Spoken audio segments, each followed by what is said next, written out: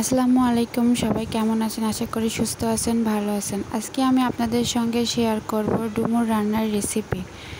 ডুমুরকে আপনাদের এলাকায় কে কী নামে ডাকেন অবশ্যই কমেন্ট করে জানাবেন। ফুল ভিডিও দেখার জন্য আমার সঙ্গেই থাকবেন। আমি প্রথমেই কিছু পেঁয়াজ কুচি ভেজে নিব।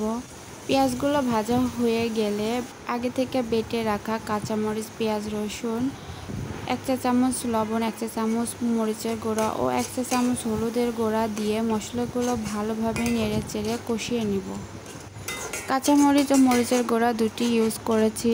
কাঁচামরিচ দিয়ে ডুমুর রান্না করলে ডুমুর খেতে অনেক টেস্টি লাগে, আর মরিচের গুঁড়া এজন্যই ব্যবহার করেছি যেন কালারটা সুন্দর আসে। এ পর্যায়ে আমি কিছুটা পানি অ্যাড করে দিয়ে মশলাগুলো আবারও ভালোভাবে নেড়েচেড়ে নিলাম। মশলাগুলো যখন কষানো হয়ে যাবে তখন আমি ডালগুলো দিয়ে দিলাম। আজকে আমি ডুমুর রান্না করব গ্রামীণ পদ্ধতিতে। গ্রামীণ পদ্ধতিতে আমাদের এলাকায় ডাল দিয়ে ডুমুর রান্না করে।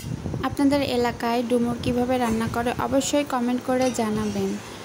ডালগুলো যখন সিদ্ধ হয়ে যাবে এ পর্যায়ে আমি ডুমুরগুলো ডালের সাথে অ্যাড করে দিব। আমি ডুমুরগুলো আগে থেকে সিদ্ধ করে ফ্রিজে রেখে দিয়েছিলাম, তাই ডালগুলো আগে সিদ্ধ করে নিলাম। এখন ডুমুর এবং ডালগুলো ভালোভাবে নেড়েচেড়ে মিশিয়ে নিব। যেহেতু আমি ডুমুরগুলো আগেই সিদ্ধ করে ফ্রিজে রেখে দিয়েছিলাম, তাই ডালগুলো আগে থেকে সিদ্ধ করে নিয়েছি।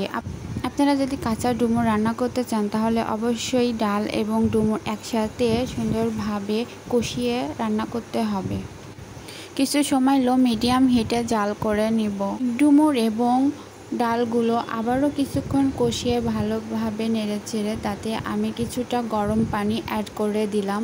আপনারা চাইলে ঠান্ডা পানিও ইউজ করতে পারেন, এটা সম্পূর্ণ অপশনাল। এভাবে কিছুক্ষণ মিডিয়াম হিটে জাল করে নিলে তৈরি হয়ে যাবে ডাল ও ডুমুরের মজাদার একটি রেসিপি। আমি মাখা মাখা ঝোল রাখবো, আপনারা চাইলে ঝোল বেশি বা কম অথবা ভাজা ভাজা করতে পারেন। আজকের ভিডিও এখানে শেষ করছি। সবাই ভালো থাকুন, সুস্থ থাকুন। আল্লাহ হাফেজ।